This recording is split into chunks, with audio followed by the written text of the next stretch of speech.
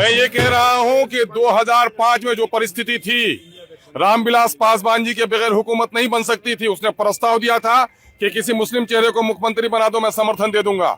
वही परिस्थिति आज 2025 में भी है। अगर एमआईएम का साथ न ले गया तो वोट बिखर जाएंगे और सांप्रदायिक शक्तियों को शिकस्त नहीं दिया जाएगा। हम लोग गठबंधन की हुकूमत बनाना चाहते हैं। ईश्वर करे कि तेजस्वी जी उसके नेता बन जाएं।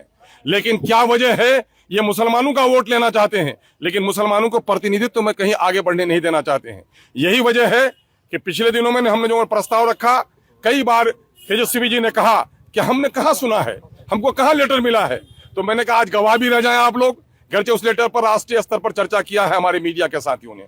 आज उसके दरवाजे पर आ गए हैं और ढोल बजा के, ताकि गरीबों की आवाज कान तक पहुंच जाए, इसलिए ढोल बजा दिए हैं दरवाजे पर और ये पत्र देने के लिए आए हैं। हम लोगों ने क्या मांगा?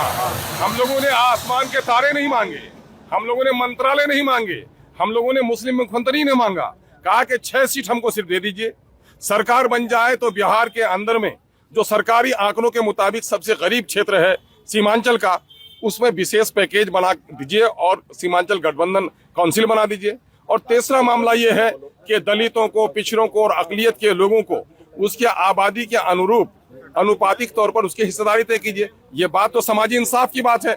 आदरणीय लालू जी तो हमेशा यही समाजी इंसाफ की बात करते रहे, दलितों को, अकलियतों को आगे बढ़ने की बात कहे।